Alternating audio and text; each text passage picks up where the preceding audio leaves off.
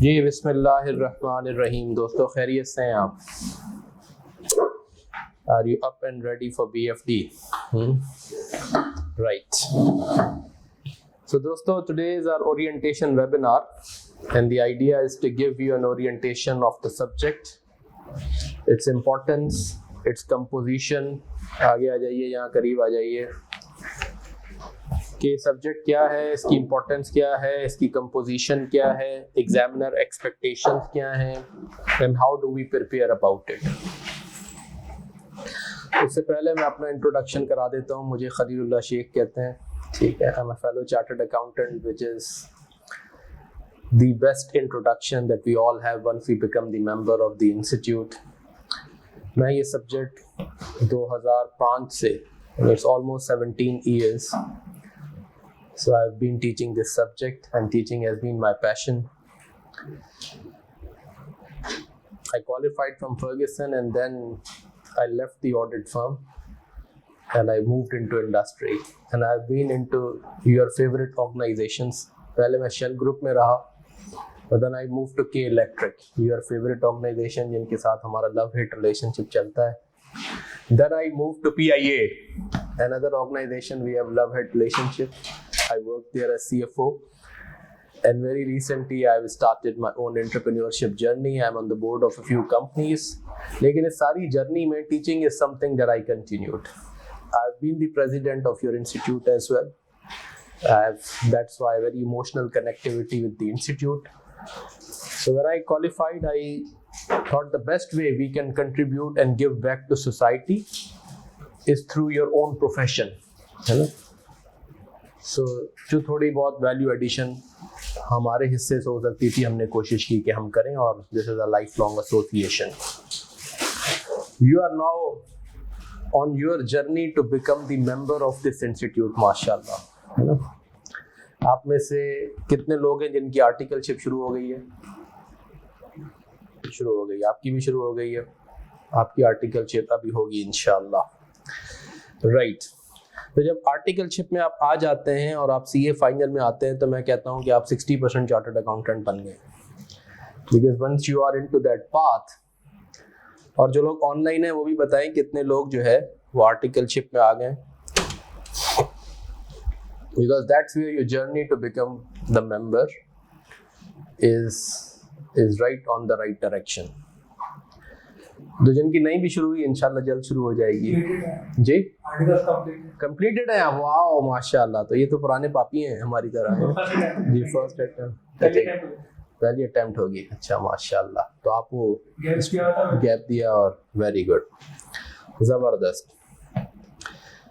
अच्छा जी, अच्छा जो आपके क्वेश्चन एंड क्यूरीज होंगे, अच्छा कुछ लोगों ने रेज हैंड करके भी बताया है, वेरी गुड। अच्छा जी, जो आपके क्वेश्चन एंड क्यूरीज होंगी वो भी आप चैट बॉक्स में लिख देंगे and I will try to respond intermittently. तो ये अब आप माशाल्लाह एक you are on the path to become member of this institute, which is going to be a great thing, है ना। मैं अपने सारे दोस्तों से ये कहता हूँ कि jobs are temporary, profession is permanent. आपकी जो इंस्टीट्यूट की मेंबरशिप है, it's no small a joke once you become a member of this prestigious institute which has global recognition. Pakistan की बहुत चंद क्वालिफिकेशन है जिनकी इतनी वैल्यू है, और जिसमें से CA प्रोफेशन एक प्रोफेशन है। तो हम स्टार्ट कर रहे हैं अब BFD के बारे में। ये हम डिस्कशन करते रहेंगे वेबिनार्स में। BFD जो है, इसकी कुछ झलक आप कैफ लेवल पे देख चुके हैं अपने कॉस्टिंग के साथ, और अब ये इसका डिटेल्ड और फाइनल सब्जेक्ट है। BFD की इंपॉर्टेंस इसलिए भी एम्पलीफाई हो जाती है कि जब आप इन बिजनेस फाइनेंस डिसीजन के सब्जेक्ट को क्वालिफाई करते हैं, you become eligible for MSA2। It helps you unlock MSA2, और MSA2 में इसके फंडामेंटल्स 40-50% इस BFD।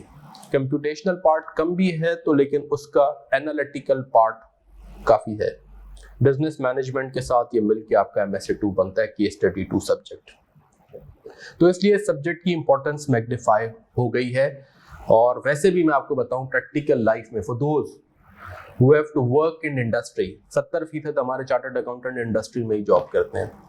उनके लिए मैं समझता हूँ this is one of the most important subjects और probably the most important subject because it gives you analytical skills, it enables you to take business decisions from a business leader and a finance leader perspective, right? तो financial management का ये जो subject है ये आपको इसलिए बड़ा important है. इस सब्जेक्ट में क्या चाहिए, इसकी एसेंस क्या है, उसको भी हम डिस्कस करते हैं. इसकी कंपोजिशन को भी आज करेंगे और फिर हम ये डिस्कस भी करेंगे कि हमारा इस वेबिनार का तरीका कार क्या होगा. अच्छा, ये जो BFT का सब्जेक्ट है इसके अंदर 2-3 ब्रॉड स्किल्स आपको चाहिए. जो फंडामेंटल पहली स्किल है जो आपको चाहिए वो है आपके बेसिक अरिथमेटिक स्किल्स अच्छे होने चाहिए.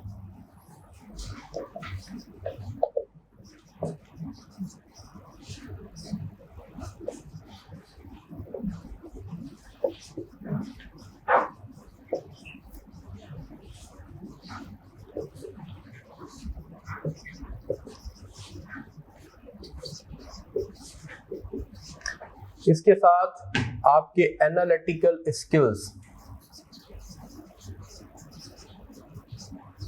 वो बहुत अच्छे होने चाहिए, right. The third important thing is your ability to apply knowledge, application of knowledge की skill, and these are all very related skills. Analytical skill अच्छी होती है तो आप एप्लीकेशन अच्छी करते हैं. अरिथमेटिक स्किल्स होंगी अच्छी तो आप अच्छी. कंप्यूटेशनल ये वाला जो सब्जेक्ट है this is primarily computational subject. इसमें 80 to 85% कंप्यूटेशन है, 15-20 मार्क्स की एनालिटिकल रीजनिंग और कमेंट्री मांगी जाती है आपसे. जो इसका MSA वाला पार्ट है उसके अंदर रिवर्स है, उसमें कंप्यूटेशनल एलिमेंट कम है, एनालिटिकल ज्यादा है, यानी डिस्कशन कमेंट्री ज्यादा है.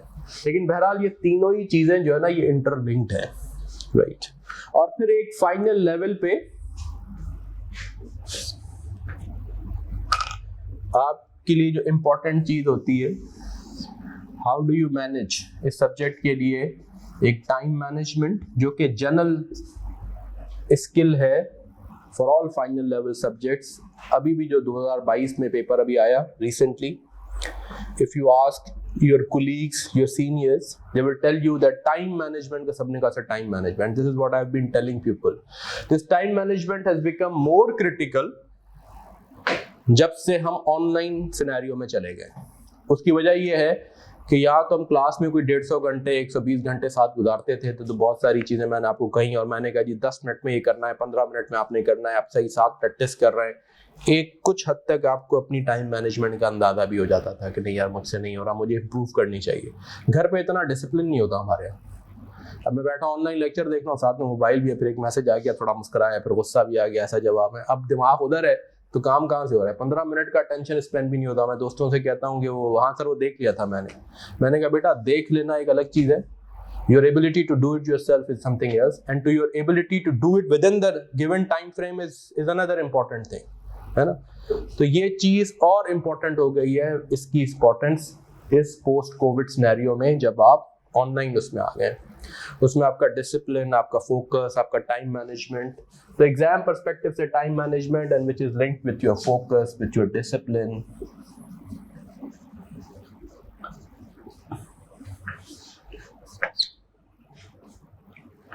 And then of course how you handle your nerves in the exam hall. This becomes again important when you are at the final level, or more so in online scenario जब आप ये class practice peer pressure को class में handle ही नहीं करते तो वहां जाके अचानक से जो प्रेशर आता है ये साइकोलॉजिकली और मैग्नीफाई हो गया. जब आप पेपर देखते हैं ना, इधर देखते हैं ये भी शुरू हो गया, इधर देखते हैं ये भी शुरू हो गया, आगे वाला भी शुरू हो गया. अब वैसे ही आप आधे हार जाते हैं, हाय इस दुनिया में मैं ही अकेला रह गया. अब आपको सारे वादे इरादे याद आ रहे हैं, हाय मेरा क्या होगा, 6 महीने लेट, साल लेट. तो आप उस प्रेशर में आ जाते हैं. This generally becomes more important. कुछ दोस्तों ने भी लिखा है कि sir why are you not taking physics classes physically. बेटा मैं तो फिजिकल क्लास ले लूँ, आप लोग फिजिकली आते नहीं है, ये प्रॉब्लम है बड़ा. ठीक है, तो अब we have to go by what the norm is. लेकिन मैं यहाँ फिजिकली वेबिनार अटेंड जरूर आपको हर वीकली करूंगा, 1 या 2 दिन मैं बताऊंगा कि हम कैसे पढ़ेंगे, उसमें आपकी क्या जिम्मेदारी होगी, मेरी क्या जिम्मेदारी होगी, क्योंकि ताली बजेगी दोनों हाथों से। इसमें जो सक्सेस है ना, मेरी भी और आपकी भी, वो एक्चुअली आपकी सक्सेस है। मैंने तो एग्जाम में नहीं बैठना, आपने एग्जाम बैठना है। बेसिकली आप अपने आप को भी और मुझे दोनों को रिप्रेजेंट कर रहे होंगे, तो वो मैं आपको बताऊंगा कि फिर हम कैसे जिम्मेदारियां बांटेंगे और कैसे मिलके इस कोर्स को लेके चलेंगे।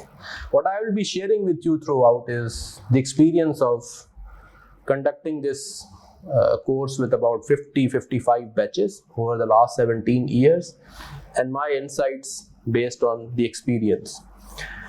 तो वो सब चीजें हम डिस्कस करेंगे इंशाल्लाह। अच्छा जी, सो अब before I talk about it, लोग इस बात को भी ना कहते हैं अच्छा सर ठीक है सर ये हमने नोट कर ली, है ना, लेकिन इसकी अहमियत का उस वक्त तक अंदाजा नहीं होता जब तक कि आपको इसको बार बार रिमाइंड ना कराएं। अब मैं एक छोटा सा टेस्ट करता हूं 5 से 10 मिनट का, और मैं आपको एक हैंड आउट दे रहा हूं, आप ये लगाएं अपना ताहिर साहब इस हैंड आउट को, वो जो एग्जाम्पल 1 वाला हैंड आउट है जी, ये जरा स्क्रीन पे भी शेयर कर लीजिए यहाँ इनसे और ग्रुप में भी डाल दीजिए। कैन आई रिक्वेस्ट यू कि ये एक एग्जाम्पल 1 जरा अटेम्प्ट कीजिए। It's a basic arithmetic and analytical skill question, just to give you an idea of where we stand in this and what's the importance of this. बेटा यहाँ screen पे भी आता है, वो पता है आपको जी। एग्जाम्पल 1 अभी आपके पास ये व्हाट्सएप पे आ रही है, 2 एग्जाम्पल्स हैं। ये बेसिक एक अरिथमेटिक और एनालिटिकल स्किल्स की एग्जाम्पल्स हैं, एक एनआरवी का क्वेश्चन है और एक उससे पहले एक बेसिक शेयर्स का क्वेश्चन है। तो मैं उसे रीड कर रहा हूं पहली एग्जाम्पल को। आप दोनों मिलके क्यों पढ़ रहे हैं? अच्छा sorry,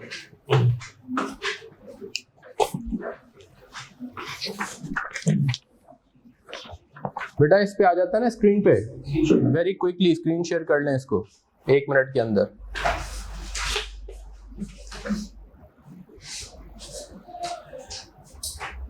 F Private Limited is a family-owned business of Mr. Husband. आ गया?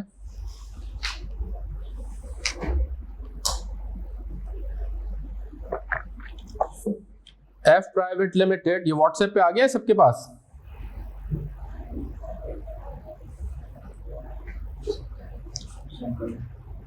व्हाट्सएप पे सेंड कर दिया ग्रुप में जी। चले व्हाट्सएप पे तो आ गया है, मैं रीड कर रहा हूँ। F Private Limited is a family-owned business of Mr. Husband. As part of its growth strategy, the company has decided to invite a multinational company, M Limited, in the same sector to become a shareholder in F. This would give the company access to global best practices. M has put a condition that it would like to have at least 25% of F's total issued share capital at any point in time. 25%, जितना भी capital होगा जिस point पे उसका 25% कहते हैं वो minimum हमारे पास होना चाहिए। Mr. Husband owns 60% of the company's share, his wife owns 20% and the rest are owned by his 2 sons in equal proportions. को एक को S1 कह देते हैं, एक को S2 कह देते हैं, 10-10 उनके पास होगा। Wife and 1 son have refused to sell any of their shareholdings to M Limited. Mr. Husband and his other son are willing to sell 20% of their respective shareholdings to M Limited. To meet the requirement, the company will still need to issue 440,000 new shares to M Limited.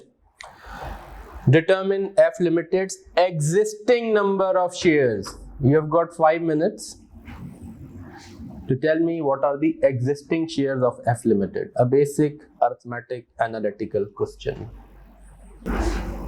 जी एक answer आ गया 16 million. Wow, एक answer आ गया 16 million. सही है या गलत है ये तो अभी पता चलेगा, बट एक आंसर आ गया 16 मिलियन। सर कह रहा है 8.8 मिलियन।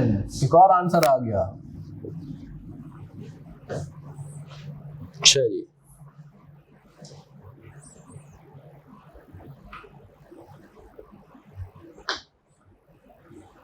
7040000, एक आंसर आ गया 7.04 मिलियन। ठीक है अहमद आरिफ साहब, ये आपका आंसर है। और बताइए।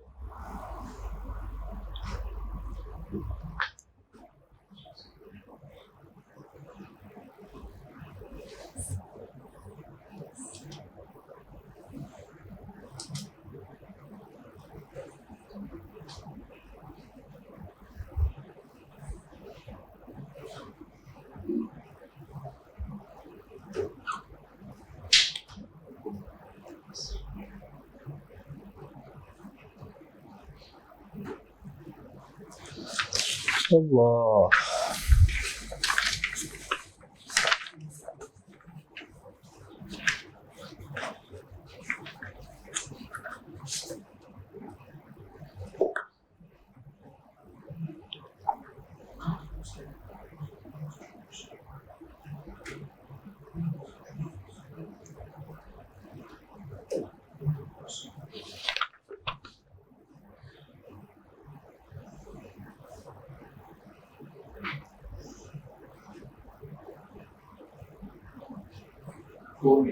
$4 मिलियन एक और आंसर हो गया, अब तक की सबसे लोएस्ट बिड। अच्छा जी, और बताइए, आपने कोई और आंसर भी बताना है? सर मुझे पता नहीं कि 35 पता है। You are not sure? 35, oh my god, ये तो बहुत हाईएस्ट बिड हो जाएगी। 8.8 मुझे लगता है। 8.8 लग रहा है आपको जी? 3.2, ये उससे भी लोएस्ट। सर इनमें से कोई सही है? इनमें से कोई सही है, इनमें से कोई भी सही नहीं है। अच्छा जी, सूफी साहब तकवा के अलग मकाम पे, क्या मुझे लग रहा है यही होगा, आंखें बंद करके। कंप्यूटेशन के साथ आंसर बताइए मेरे दोस्त।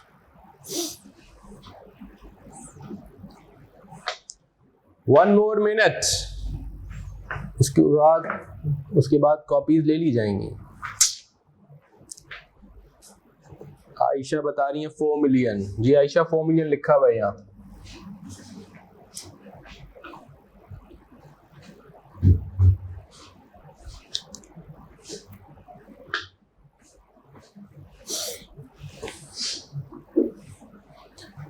अल्लाह, अब देखिए, मकसद आप में से किसी को भी डिप्रेस करना नहीं है। The idea is to self-evaluate and assess where we stand. Half of the problem is solved if we know the problem, where the problem lies, right? तो ये जो मैंने बात की ना, ये मैंने ऐसे नहीं लिख दी।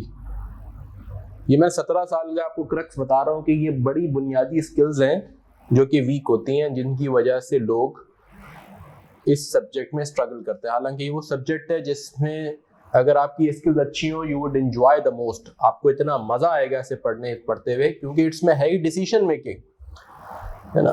इसमें you apply the knowledge, you making financing, taking financing decision. हाँ, आप इन्वेस्टमेंट डिसीजंस कर रहे हैं, आप रिस्क मैनेजमेंट कर रहे हैं, आप इवैल्यूएशन कर रहे हैं, मर्जर्स एंड एक्विजिशन के डिसीजन की बात कर रहे हैं, है ना, प्राइसिंग डिसीजंस की बात करें, all decision making, real life decisions. इसमें तो एंजॉय करना चाहिए आदमी को, लेकिन हम स्ट्रगल इसलिए करते हैं कि हमारी ये बेसिक्स वीक होती हैं, है ना। Part of it is because of the system of education that we come from, and part is because that we do not work on it ourselves.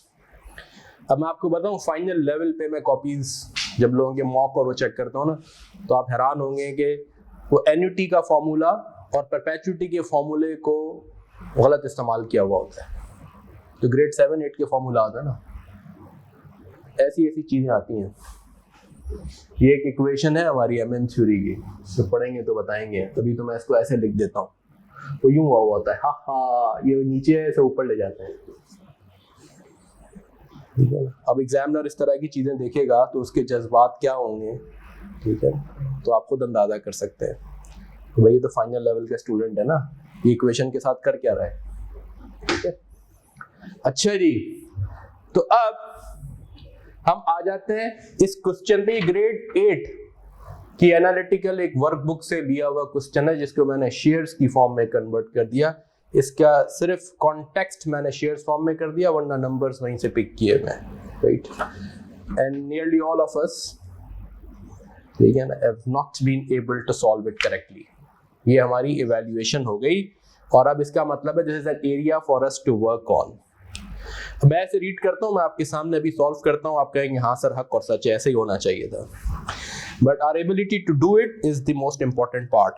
F limited एक प्राइवेट लिमिटेड कंपनी है, इसके shares की existing, इसके shares की situation क्या है?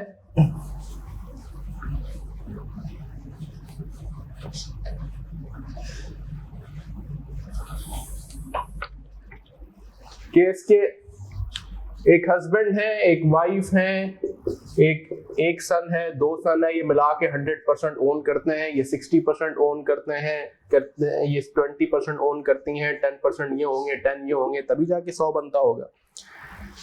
तो एक वाइफ और सन ने तो मना कर दिया जी हम तो अपनी कोई होल्डिंग नहीं डिस्पोज ऑफ करेंगे, तो अब बच गए ये और ये। इन्होंने कहा कि हम अपनी 20% होल्डिंग डिस्पोज ऑफ कर सकते हैं, है ना, पहली बात तो ये। अब मैं एग्जांपल कर देता हूं, let x is equal to existing number of shares.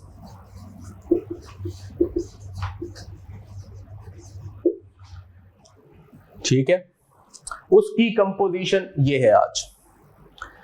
अब M लिमिटेड ये कह रही है कि जब भी हम शेयर होल्डिंग लेंगे, जिस वक्त भी शेयर होल्डिंग होगी, हमेशा हमारी share holding 25% of the capital होगी, है ना। उनकी इस रिक्वायरमेंट को मीट करने के लिए you have to issue new shares. कितने इशू करने हैं हमें? New shares to be issued कितने हो जाएंगे? वो है 440,000, राइट। तो रिवाइज्ड नंबर ऑफ शेयर्स कितने हो जाएंगे? Total must be x plus 440,000, right. इसका 25% किसके पास होना चाहिए? M के पास होना चाहिए। M ये कह रहा है, ऐसे ही है। और इसके 25% के लिए क्या किया जा रहा है? इसकी रिक्वायरमेंट के लिए M की रिक्वायरमेंट है कि 25% ऑफ x प्लस 440,000 हमारे पास होगा, और उससे उसकी रिक्वायरमेंट को मीट करने के लिए हम क्या कर रहे हैं?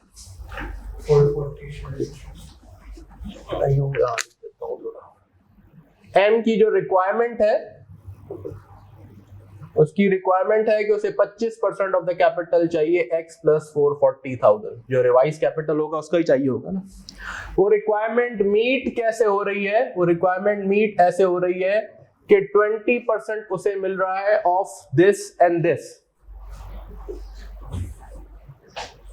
ऐसे ही है, यानी 60% प्लस 10% x इसका उसे मिल रहा है 20, प्लस उसे मिल रहा है 440,000, वो भी तो उसी को मिल रहा है ना। तो ये इक्वेशन बन गई। जिसने ये इक्वेशन ठीक बना ली वो सही नतीजे पे पहुंच गया, और हम में से शायद किसी ने भी इक्वेशन ठीक नहीं बनाई।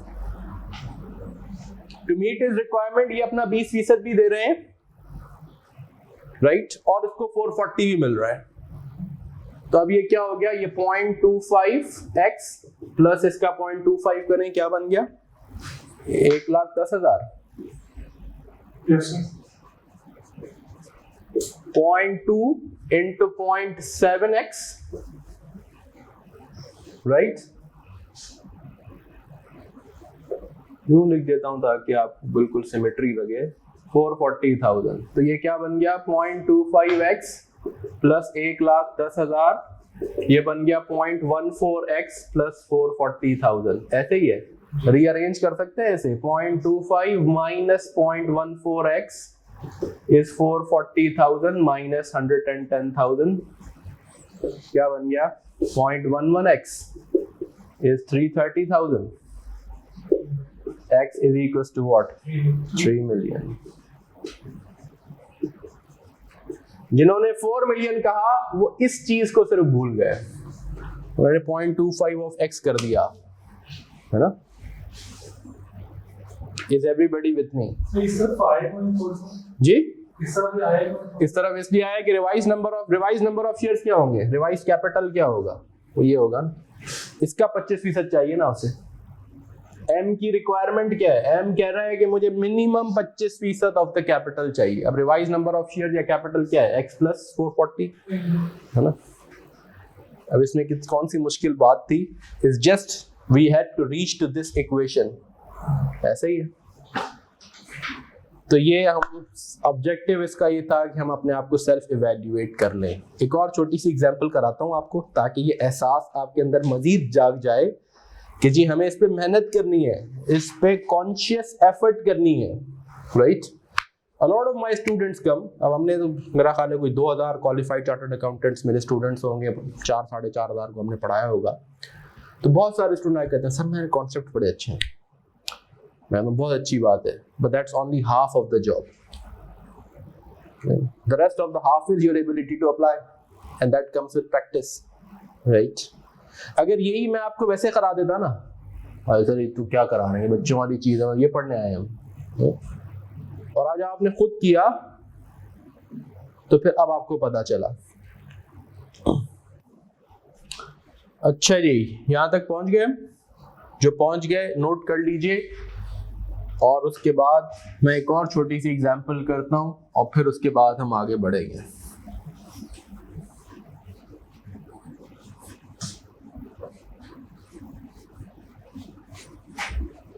That was about arithmetic and analytical skills. The next example is about analytical skills and your ability to apply your previous knowledge. Right. The next question is about application of knowledge along with your analytical skills. आप यहाँ तक पहुँच जाए तो मैं फिर उसका जिक्र करता हूँ.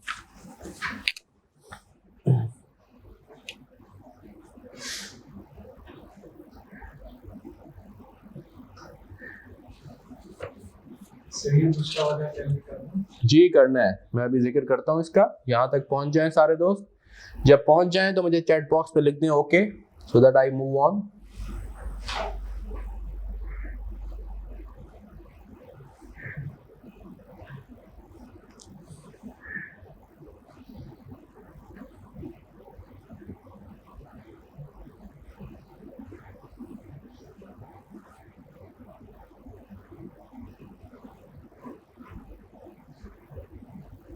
तो मैंने जो पॉइंट बोला था उसका मतलब आपको ये पेपर लेंदी क्यों नहीं होता? पेपर 3 घंटे में हर पेपर सॉल्व. पेपर ऐसा बना हुआ होता है कि वो स्टूडेंट 3 घंटे में कर सकता है जिसके कॉन्सेप्ट्स और प्रैक्टिस दोनों ऑप्टिमल हो. तो विद्यार्थी को नहीं करना जैसे कि वो ये जरूर हो जाता है कि किसी क्वेश्चन में मार्क्स और उसके टाइम का तनासुब वो ठीक नहीं होता, लेकिन कहीं दूसरे क्वेश्चन में वो कंपनसेट हो रहा होता है. ये जरूर होता है कि एक पेपर से दूसरे को कंपेयर करेंगे तो 10% आप कह सकते हैं ये ज़्यादा लेंदी है, 10% कम है. ठीक है ना. वो स्टूडेंट टू स्टूडेंट भी वेरी कर रहा होता है. थिंकिंग पैटर्न, किसी का एक टॉपिक बहुत अच्छा है तो उसे बड़ा आसान लगेगा कि इस टॉपिक का क्वेश्चन आ गया, जल्दी हो गया. किसी का वो टॉपिक थोड़ा सा इतना अच्छा नहीं होता. बट जनरली पेपर ऐसे डिज़ाइन होता है कि आप 15 मिनट जो रीडिंग टाइम है, वो रीडिंग टाइम के बाद 3 घंटे में एटलीस्ट 90% स्टूडेंट सॉल्व कर ले.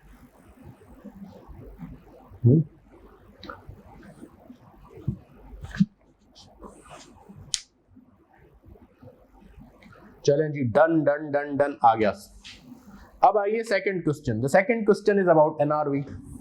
राइट. एनआरवी तो पढ़ा है ना हमने, बचपन से पढ़ा हुआ है. What is NRV? Net realisable value. हाँ.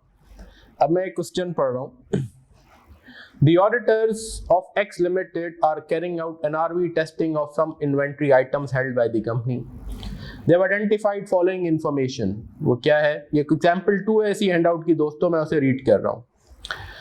Inventory item A B C D E F है, quantity है, estimated selling cost normally है, gross profit expected from sales normally क्या है per unit, वो सब बताया गया है.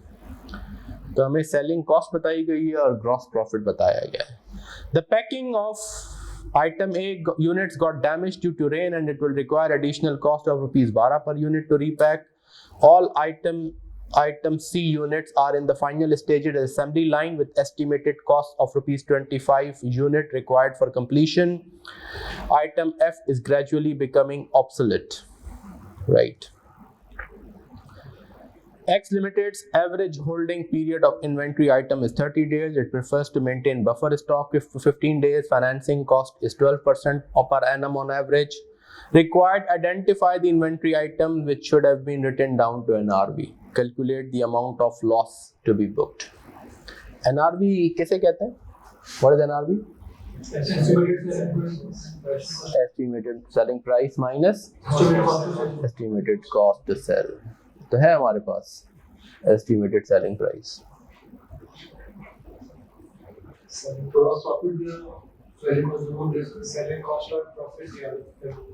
तो selling cost और gross profit मिलके selling price बन जाती है. कैलकुलेट कर सकते हैं आप? तो करें. मतलब gross profit selling price is selling cost only in gross profit. ये कह रहे हैं हम. सोचें आप.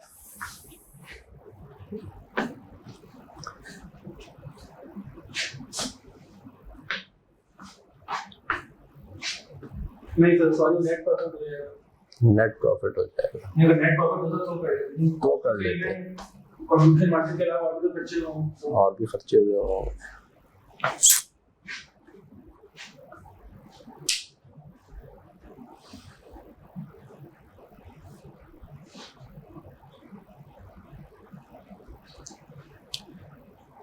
बेटा जिस किसी का भी जो फी का क्वेश्चन है, यू डोंट वरी, आप ग्रुप पे ताहिर साहब से डिस्कस कर लीजिएगा. We will manage it.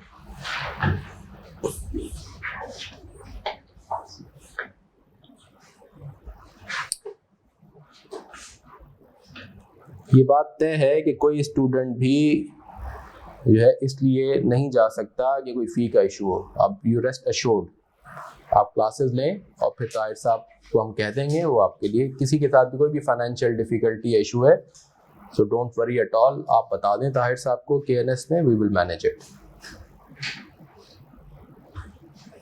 आप क्वालिफाई हो जाएं, ये सबसे बड़ी अचीवमेंट है हम सबकी.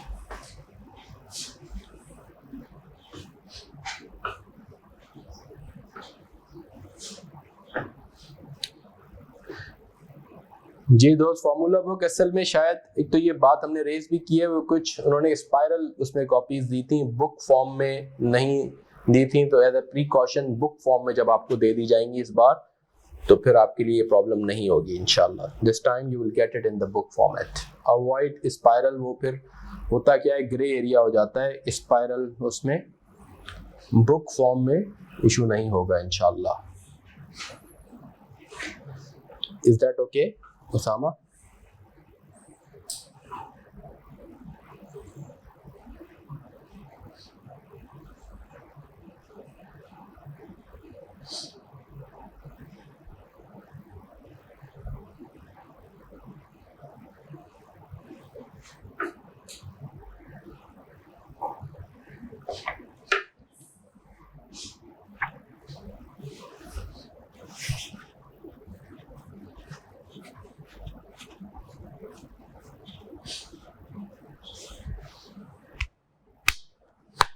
हाँ जी.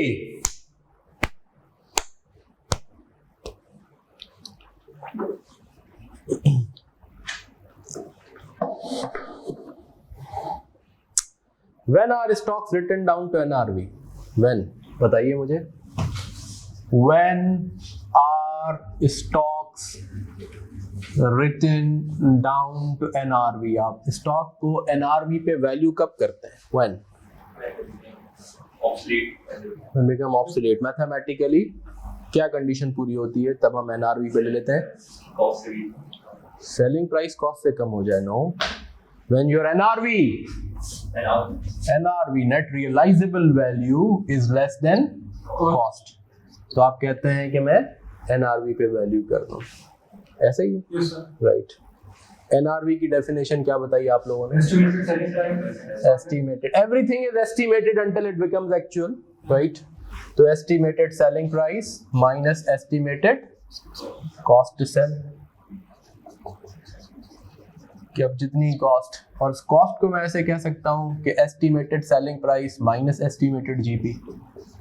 सब estimated ही है जब तक कि हो ना जाए. ऐसा ही है.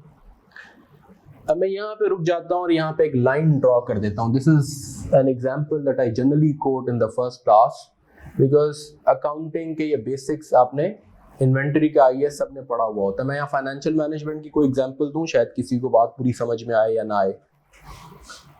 देखिए मैं ऐसे कहता हूँ, this up to this is your knowledge. इस बैरियर के बाद इसके नीचे है एप्लीकेशन सारी. यहाँ तक नॉलेज है और we are very good at it. अगर ख्वाब खरगोश से हमें कोई उठा के बोले और पूछे कि व्हाट इज NRV, तो ठक से बोलेंगे NRV is estimated selling price minus estimated cost to sell, right? When are stocks written down to NRV, जब NRV less than cost हो जाए. ये हमें याद है. अब इस क्वेश्चन में बात सारी इसके नीचे की है, एप्लीकेशन है, राइट? अब एक तो मैं एस्टिमेटेड हर चीज एस्टिमेटेड ही है, हाँ, को मैं लिखूं ना लिखूं एक ही बात है, अंडरस्टूड है. अब एक मैथमेटिक्स का फंडामेंटल प्रिंसिपल है, ये दोनों मैं यहाँ से काट सकता हूँ इनइक्वालिटीज में, वो कोई मसला नहीं. ये बन जाएगी minus estimated cost to sell is less than minus estimated gross profit. दूसरा इनइक्वालिटीज का प्रिंसिपल बचपन में हमें पढ़ाया गया, जब इसकी साइन हटाते हैं तो गिरगिट की तरह इसकी शक्ल चेंज हो जाती है. Estimated cost to sell is greater than estimated GP. So effectively, stocks would be written down to NRV when this happens and this happens when this happens. जिस स्टॉक की सेलिंग कॉस्ट ग्रॉस प्रॉफिट से ज्यादा है तो यकीनन उसकी NRV उसकी cost से कम है ना. जिसकी भी एस्टिमेटेड सेलिंग कॉस्ट, जितना ग्रॉस प्रॉफिट अर्न करना है उससे ज्यादा कॉस्ट टू सेल है, तो यकीनन वो नुकसान की प्रोडक्ट है और उसे राइट डाउन करना चाहिए एट NRV. अब अगर ये क्वेश्चन हमारे इम्तिहान में आ जाए ना, तो मैं यकीन से कह सकता हूँ 60 से 70% ये छोड़ के आ जाएंगे. पागल एग्जाम में NRV की डेफिनेशन में सेलिंग प्राइस है, पता नहीं अजीब बना देते हैं, क्वालिटी कंट्रोल ही नहीं, और छोड़ के आ जाएंगे बेसिक, जस्ट बिकॉज कि हम ये एप्लीकेशन वाला जो है ना एलिमेंट, ये मिसिंग है हमारा, राइट? अब इस क्वेश्चन में आपको सेलिंग प्राइस कहीं नहीं दी गई, लेकिन इनडायरेक्टली आपसे यही काम करवाया गया है.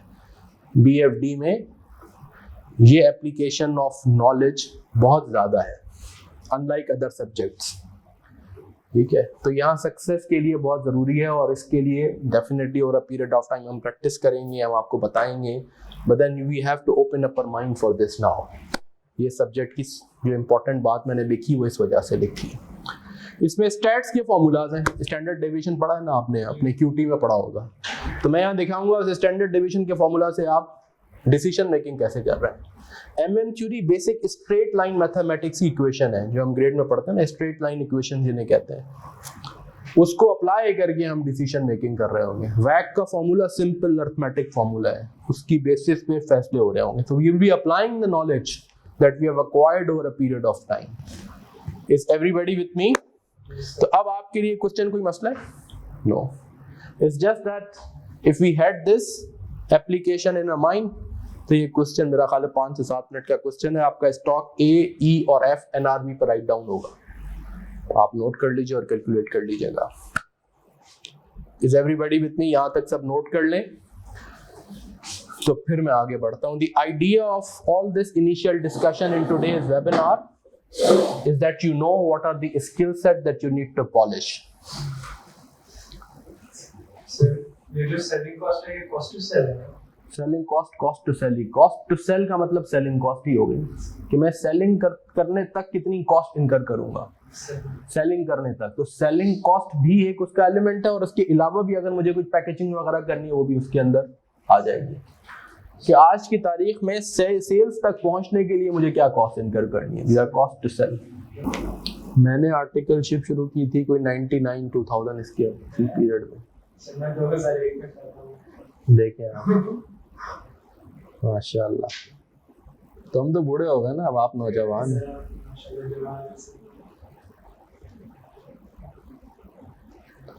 जो दोस्त ऑनलाइन है जरा लिख के जाएं, यहाँ तक हम पहुंच गए, ये बात समझ में आ गई.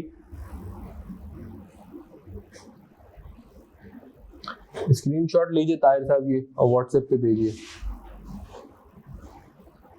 ताकि जब हम मिटा दें लोगों के पास ये बेसिक्स हों।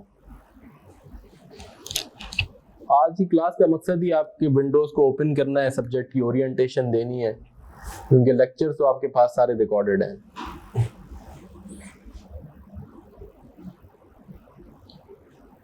ठीक है। अच्छा, आप देखें इसमें जहां सिस्टम ऑफ एजुकेशन का और असेसमेंट का कसूर है स्टूडेंट्स को हम कहते हैं, वहां मैं ये बात भी करता हूं कि कुछ बेड़ा हम टीचर्स ने भी गर्क किया है बच्चों का, स्पून फीडिंग कर करके इस तरह के सब्जेक्ट्स में कि जी 200 क्वेश्चंस की हम प्रैक्टिस करा देंगे क्लास में, 300 की नो। जब तक कि आप खुद नहीं करेंगे, उन सिनेरियोज को खुद नहीं देखेंगे, मैं अगर आपको सारे पास पेपर्स करा दूं, यकीन करें it's not a favour to you, I am not doing any favour to you. मैं आपका नुकसान कर रहा हूँ ये करके। बहुत सारे टीचर्स हैं जो खुद हमारे स्टूडेंट्स हैं कराची में, बाहर भी काफ़ी, तो मैं उन्हें ये समझाता हूँ कि ये स्टूडेंट्स के लिए आप अच्छा नहीं कर रहे। मतलब ये कोई इशू नहीं है ना कि आप लेक्चर देखेंगे और हम क्लास में तो हम आपको टाइम देते हैं कि तैयारी करें, फिर यहाँ खुद सॉल्व करते हैं। वरना ये सारा मटेरियल डिजिटली अवेलेबल है मेरे पास, मैं यहाँ से ब्लॉक कर दूँ, दिखा दूँ आपको, तो 5 मिनट में आपका यहाँ सर ऐसे ही होना चाहिए, बिल्कुल ठीक है। जब तक आप वो करेंगे नहीं, खुद से अपना दिमाग नहीं अड़ाएंगे। अब अगर मैं ये सारी बातें, दोनों एग्जाम्पल्स यहाँ कर देता तो आप 2-3 मिनट के लिए सोचते नहीं, आपका पेन रुकता नहीं। जब तक आप सोचेंगे नहीं, आपका पेन रुकेगा नहीं, आप अप्लाई नहीं कर पाएंगे ज़िंदगी में चीज़ें आगे। क्योंकि एग्जामिनर इस तरीके से नहीं है, ये 100 साल तक भी अगर वो पेपर बनाता रहे तो इतना इसका एग्जिस्टिंग आज की तारीख में मटीरियल है, उसे कोई क्वेश्चन, कोई सिनेरियो रिपीट करने की ज़रूरत नहीं है।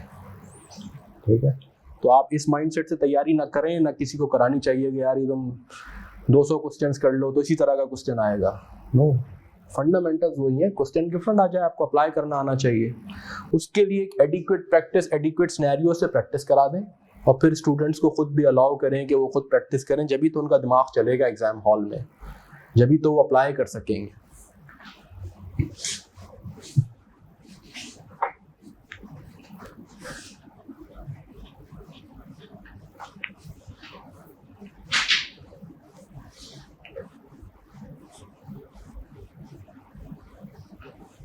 अच्छा, अब मैं आ जाता हूं विद दिस इंट्रो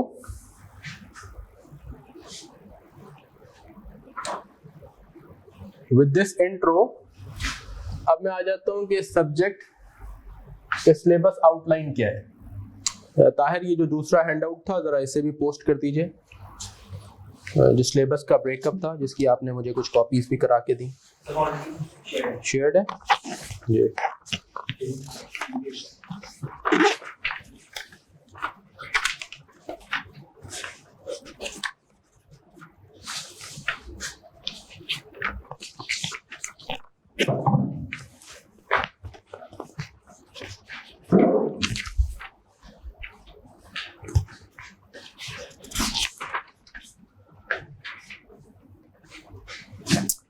अच्छा, ये आपकी सिलेबस की ग्रिड है, जिसमें हमने सिलेबस को 8 मोटे मोटे हिस्सों में ब्रेक किया, और ये मैंने बिफोर दिस चेंज जो सिलेबस था, अभी रिसेंटली चेंज आई है, उससे पुराना दिया है, ताकि मैं आपको ये भी एक्सप्लेन कर सकूं कि जो नया सिलेबस जो कि इस जून 2022 के अटेम्प्ट से एप्लीकेबल था, उसमें और पुराने में क्या डिफरेंस है, राइट?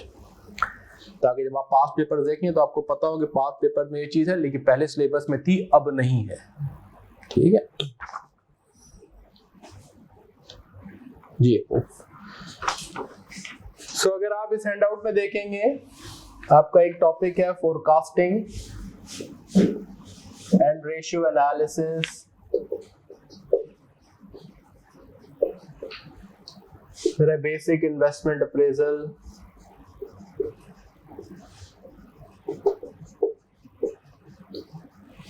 फिर है एडवांस इन्वेस्टमेंट अप्रेजल,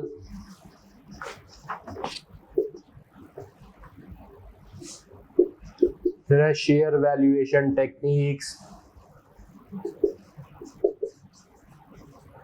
मैं इसी के साथ मर्ज कर देता हूं एंड मर्जर्स एंड एक्विजिशंस। ये दोनों अलाइड ही टॉपिक्स हैं, लिखे अलग अलग हैं इसमें, लेकिन ये बेसिकली अलाइड ही टॉपिक्स हैं। फिर है फॉरेक्स एंड रिस्क हेजिंग,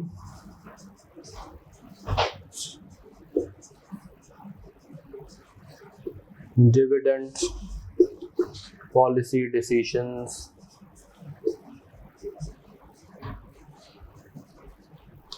और फिर एक एरिया है मैनेजमेंट अकाउंटिंग का।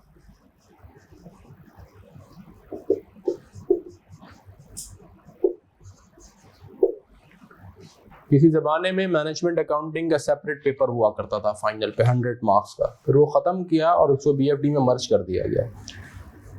तो ये उस ज़माने यानी आज 2016 में जब ये चेंज आई थी पहली, उस वक्त तो ये मैनेजमेंट अकाउंटिंग का सब्जेक्ट ख़त्म करके BFD में ऐड किया गया। तो मैनेजमेंट अकाउंटिंग का पोर्शन था जो कि अब फ्रॉम जून 2022 दोबारा निकाल दिया गया है, यानी यूं कहिए कि सब्जेक्ट को दोबारा रैशनलाइज कर दिया गया है वुड से।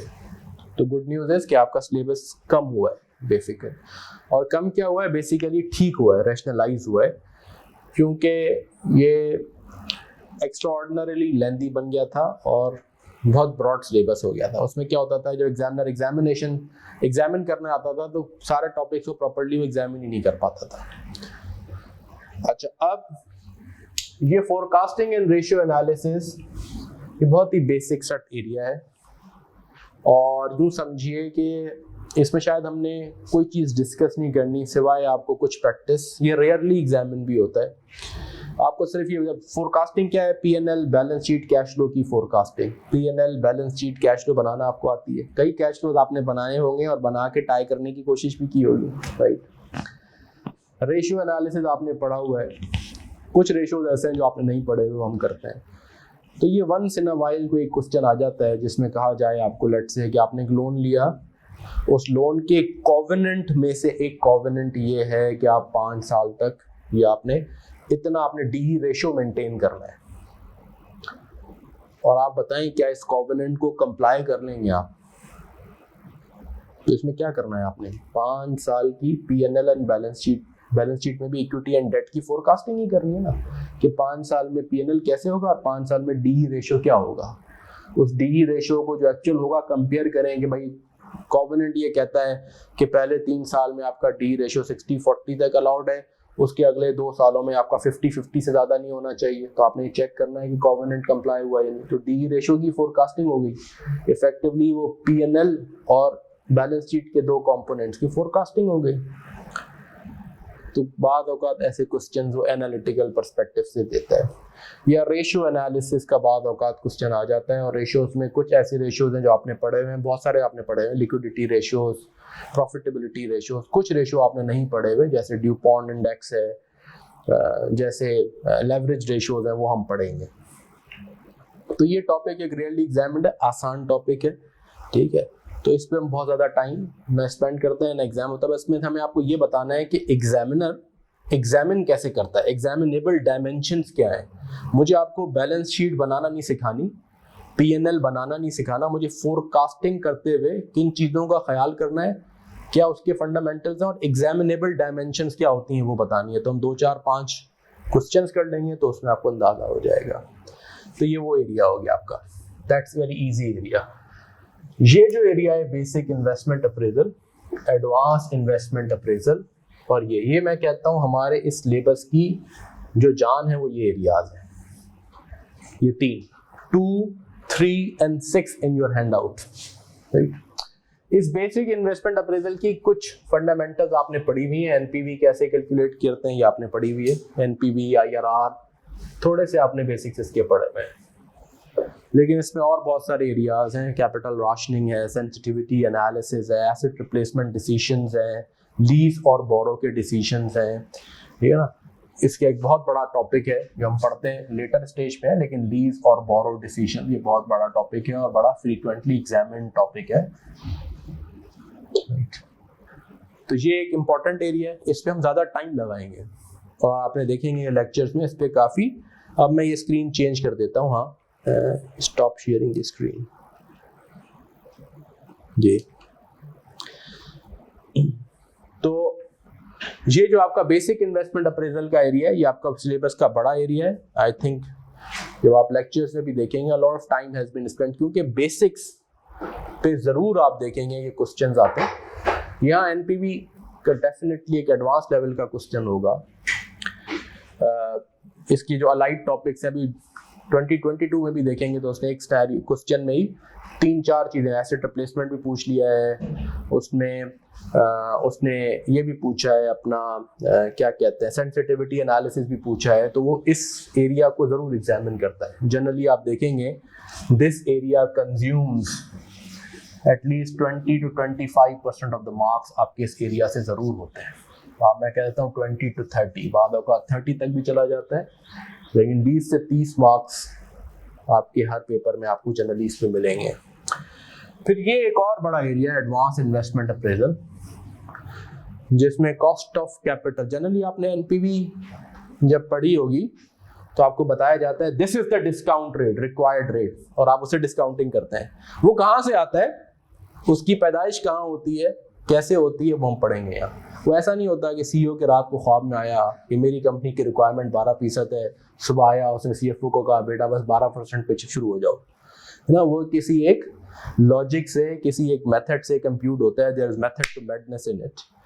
और वो उस जब हम उसकी कैलकुलेशन में जाते हैं तो फिर डिफरेंट टॉपिक्स एंड थ्योरीज और अनरेवल होती जाती हैं, और वो हम स्टार्ट करते हैं with basics of cost of equity क्या है, कॉस्ट ऑफ डेट कैसे निकलती है, वहाँ से करते करते हम ultimately risk adjusted back and adjusted present value पे पहुँचते हैं। बीच में हम कैपिटल एसेट प्राइसिंग मॉडल भी पढ़ेंगे, एमएम थ्योरी भी पढ़ेंगे, ट्रेडिशनल थ्योरी भी पढ़ेंगे, है ना, उसमें हम पोर्टफोलियो थ्योरी भी पढ़ेंगे। तो ये सारी डिस्कशन करते करते करते हम अल्टीमेटली वहाँ पहुँचते हैं। तो ये बताते खुद भी बड़ा एरिया है, और ये भी 20 से 30 मार्क्स डेफिनेटली मल्टीपल तरीकों से एग्जामिन होता है। ये भी आपके सिलेबस का एक श्योर शॉर्ट एग्जामिनेबल बड़ा एरिया है। फिर जब आप ये दो पढ़ लेना अगर, तो इसी से निकलता बेसिक मर्जर्स एंड एक्विजिशन क्या है, अक्वायर कंपना किसी कंपनी को, वो भी बताते खुद एक डिसीजन ही है ना इन्वेस्टमेंट का, लेकिन एक बड़ा डिसीजन है, स्ट्रेटेजिक डिसीजन है ना।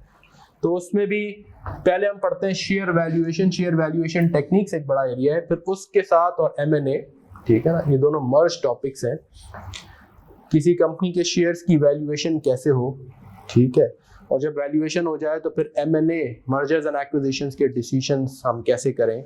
ये एक अलाइड एरिया है, ये आजकल फ्रीक्वेंटली एग्जामिन्ड है।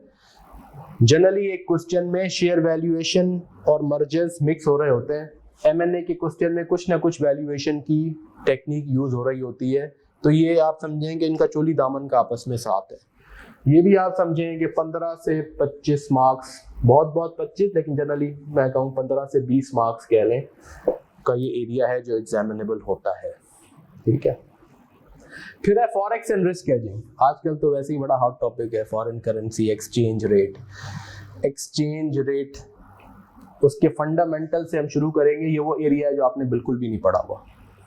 एक्सचेंज रेट के फंडामेंटल से हम स्टार्ट करते हैं कि buying and selling exchange rate होता क्या है, राइट, वहां से लेके और अल्टीमेटली आपकी रिस्क हेजिंग तक, हर वो चीज जिसके अंदर फ्लक्चुएशन है ना, फाइनेंशियल मैनेजमेंट में हम कहते हैं कि it generates a risk of adverse movement. अब्बा जी का मूड भी अगर मूड स्विंग्स होते हैं ना तो टेंशन हो जाती है ना।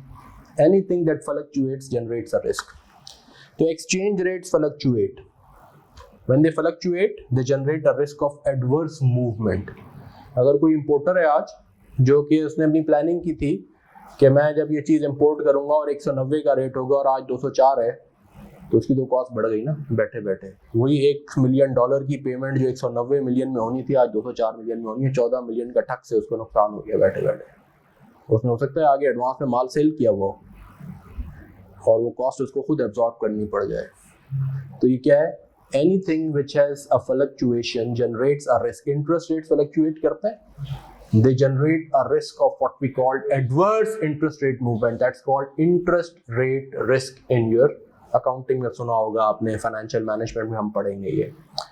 इक्विटी प्राइसेस ऊपर नीचे होती हैं तो दे कॉल्ड, है ना, स्टॉक मार्केट में क्या रिस्क होता है, we call it equity price risk या फेयर वैल्यू रिस्क, है ना, because they fluctuate. So anything that fluctuates generates a risk of adverse fluctuation and that's called the risk, right?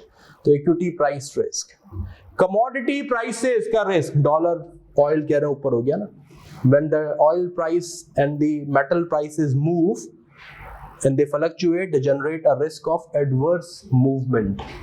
Movement favourable भी हो जाएगी तो बहुत अच्छी बात है, लेकिन रिस्क किस साइड का होता है? एडवर्स मूवमेंट का, है ना। सो हम यहाँ फॉरेक्स के साथ साथ फिर रिस्क हेजिंग भी पढ़ेंगे। ये रिस्क है क्या, खतरे को पहचानेंगे, फिर उस खतरे से बचने के लिए क्या मिटिगेटिंग और हमारे पास मैनेजमेंट टूल्स हैं रिस्क मैनेजमेंट के, वो क्या डेरिवेटिव्स हैं, क्या प्रोडक्ट्स हैं जिसके थ्रू खतरे से बचा जाए। दैट्स, इसमें हम ना सिर्फ एक्सचेंज रेट रिस्क पढ़ेंगे, हम इसमें इंटरेस्ट रेट रिस्क भी पढ़ेंगे, इक्विटी प्राइस रिस्क भी पढ़ेंगे, और उसमें ऑटोमेटिकली कमोडिटी प्राइस रिस्क भी कवर होता है।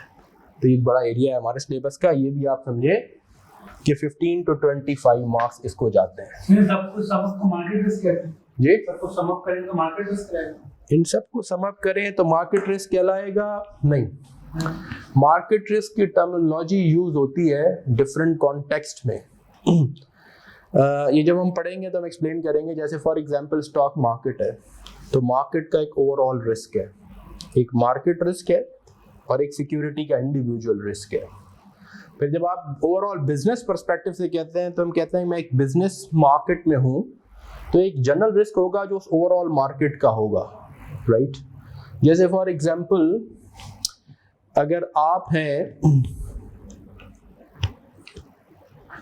सीमेंट इंडस्ट्री में, तो सीमेंट या कंस्ट्रक्शन का एक अपना मार्केट रिस्क है, जिसके अंदर ये है कि क्या जो है ना डेवलपमेंटल एक्टिविटी होती है, कंस्ट्रक्शन बिजनेस ओवरऑल कैसे चल रहा है, कितनी रीकंस्ट्रक्शन कहाँ हो रही है, गवर्नमेंट हाउसिंग प्रोजेक्ट कर रही है नहीं, उस पर टैक्स, उस इंडस्ट्री पे क्या टैक्सेस हैं, क्या है, ये उस इंडस्ट्री का जनरल या मार्केट रिस्क है।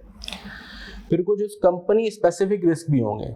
अब एक कंपनी है जो कि कोल फायर्ड प्लांट लगाई हुई है उसने, और एक है कि ऑयल फायर्ड पे है, तो ऑयल वाले का रिस्क कॉस्ट इंक्रीज का ज़्यादा है, कोल वाले का रिलेटिवली कम है। एक सिर्फ लोकल मार्केट को सर्व कर रही है और एक एक्सपोर्ट को कर रही है, तो एक का रिस्क ज़्यादा है कि लोकल मार्केट बढ़ी तो बढ़ी वरना वो बैठ जाएगी, और एक का ये है कि लोकल ना चली तो चलो एक्सपोर्ट चले जाएंगे, एक्सपोर्ट ना हुई तो चलो लोकल पे कुछ हो जाएगा।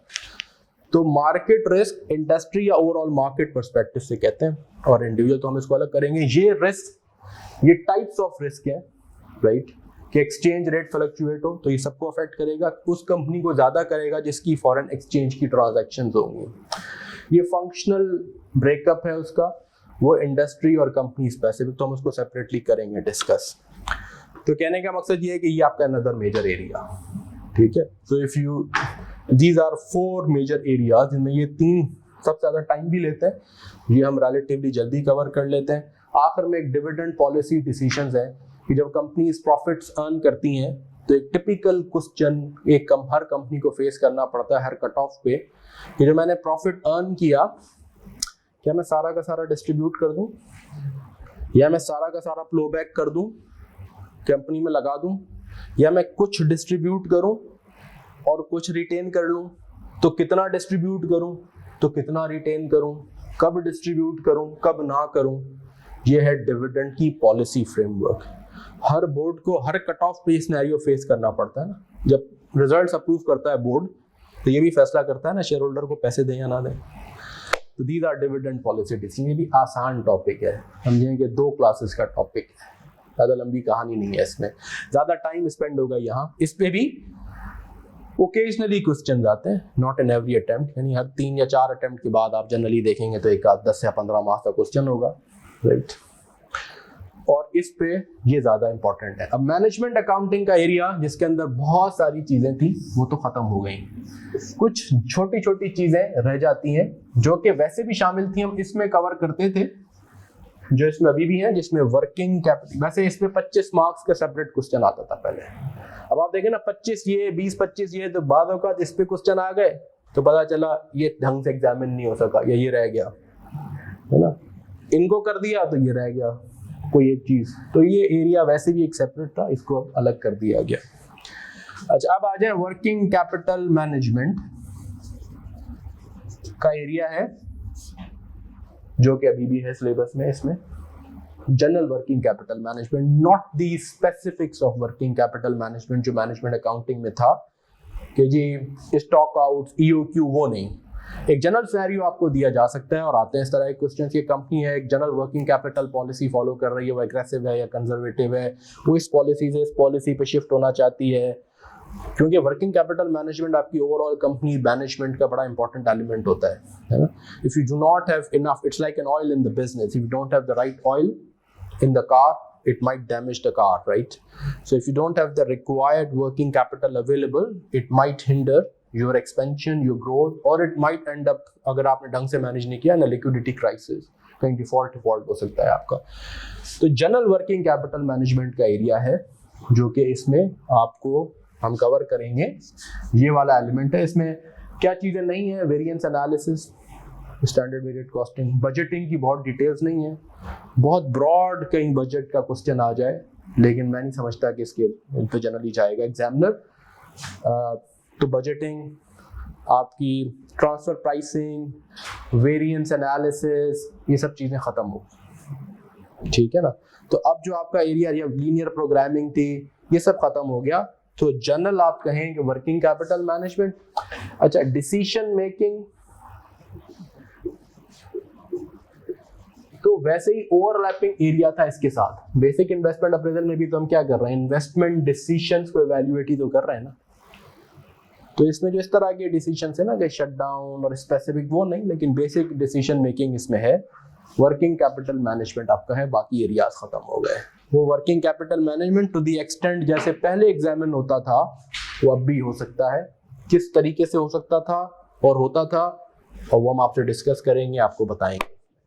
तो this is the overall syllabus breakdown. अब एक some students have learned WAC and some related theories in managerial and financial analysis. बिल्कुल ठीक है. So we will be learning even more. Yes, my friend, you will learn a lot more. MFA में तो it was the tip of the iceberg. The iceberg you will learn here, right? बिल्कुल ठीक है. Sir तो ये budgeting वगैरह नहीं आएगा जी?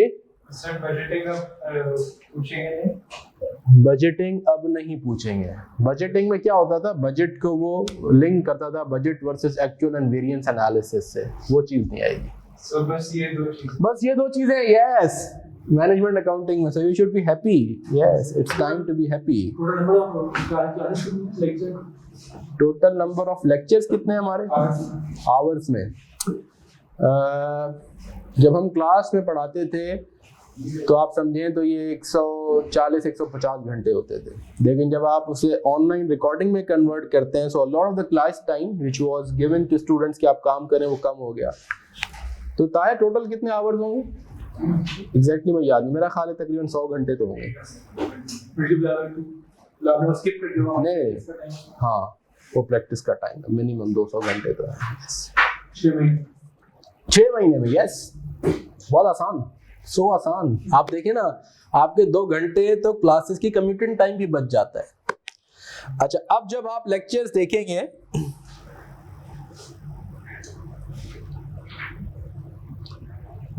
अच्छा मैं आगे यहाँ पे एनी कोई क्वेश्चन रह तो नहीं गया मुझसे?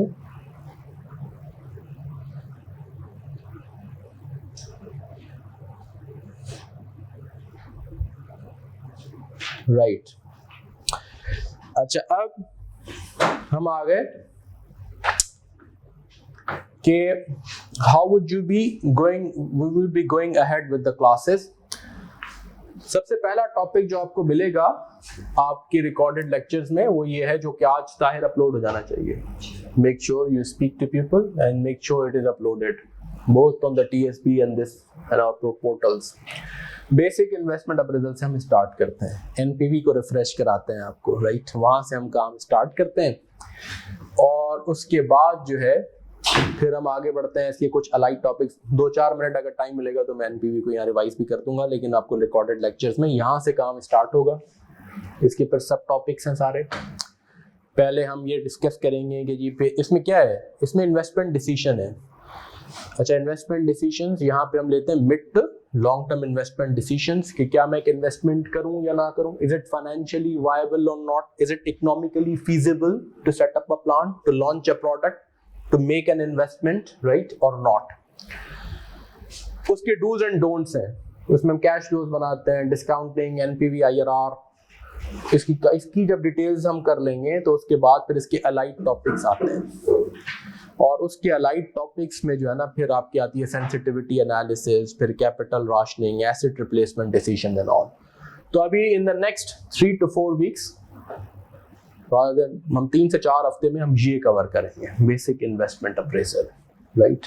फिर उसके बाद हम आएंगे एडवांस इन्वेस्टमेंट अप्रेजल पे, और फिर हम लीज और बोरो डिसीजन भी कर सकते हैं, और उसके बाद आप ये topics share valuation and MNA, ठीक है, ये सारे लेक्चर्स हम फिर अपलोड कर देंगे, और फिर forex and risk hedging and then dividend policy. So we will follow this sequence, और आखिर में हम फोरकास्टिंग एंड रेशियो एनालिसिस और वर्किंग कैपिटल मैनेजमेंट के एरिया को कवर करेंगे।